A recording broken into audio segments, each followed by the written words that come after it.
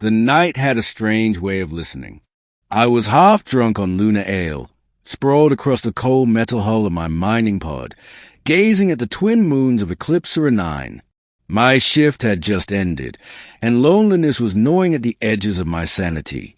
Out here in the mining colonies, 6 light years from any human settlement, you could go months without seeing another face.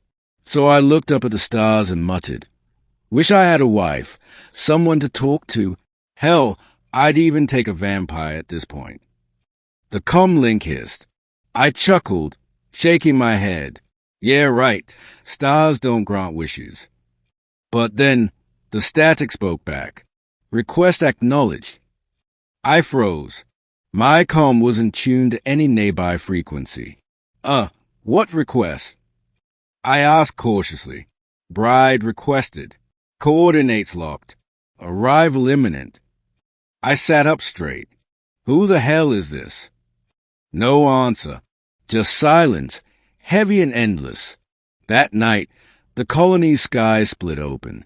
A crimson comet tore through the atmosphere, trailing violet plasma. Sirens blared from the mining outpost as the object crashed into the canyons beyond. I could have ignored it, like any sane miner would. But curiosity, my oldest curse, pulled me in. By the time I reached the crash site, the air smelled of ozone and iron. The crater pulsed with faint red light.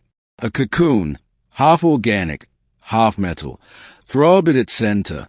I lifted my plasma torch, and then it moved. The shell split open like a blooming flower, and she rose from within, a tall figure wrapped in blood-black armor, eyes like molten silver. Her fangs caught the light as she inhaled, the air trembling around her. "Who summons a bride of the thirsting star?" she asked.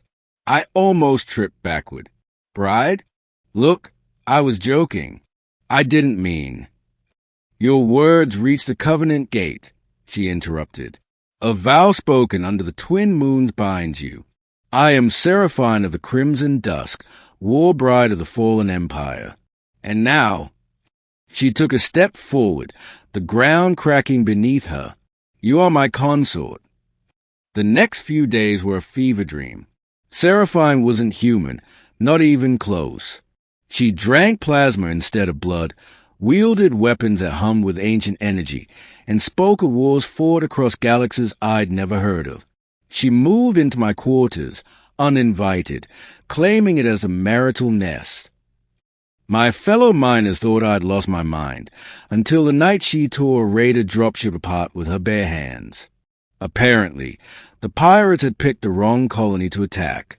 Seraphine had sensed the danger long before the alarm sounded. By the time I reached the surface, the sky was painted with fire.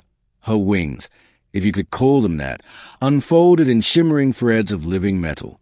She landed beside me, eyes glowing.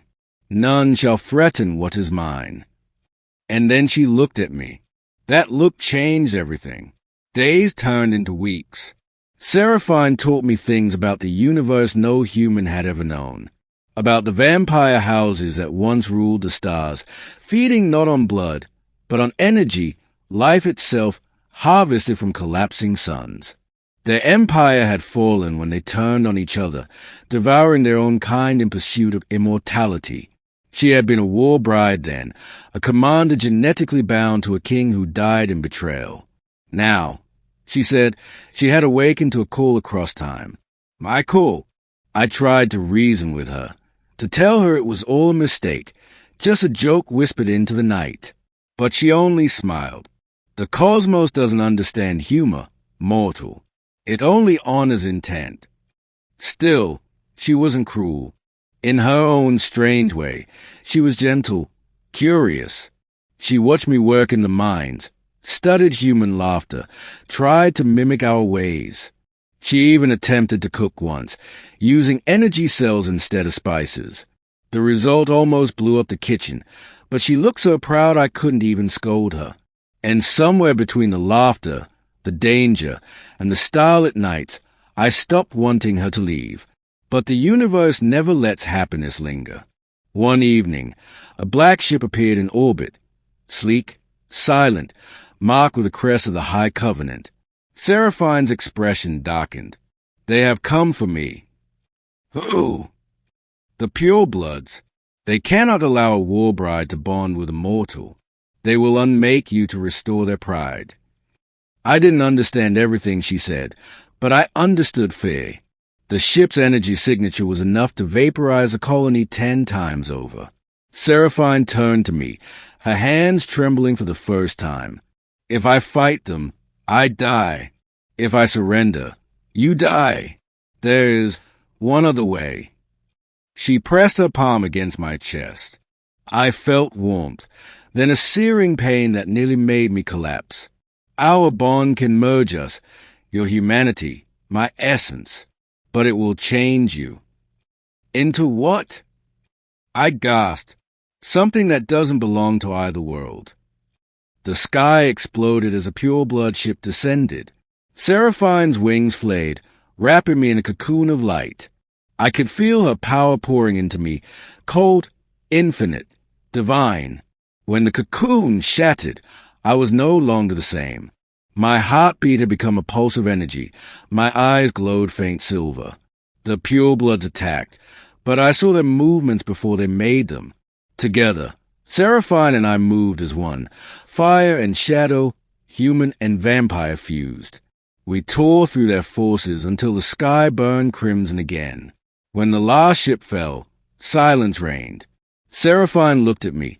Her face softened, her fangs retracted. You are no longer mortal.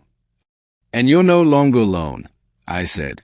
Weeks later, the colony called it the Day of Crimson Rain. To them, it was just another freak cosmic event. To me, it was a day a joke became destiny.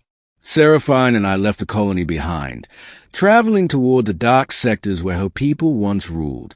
She said the universe was vast enough for second chances.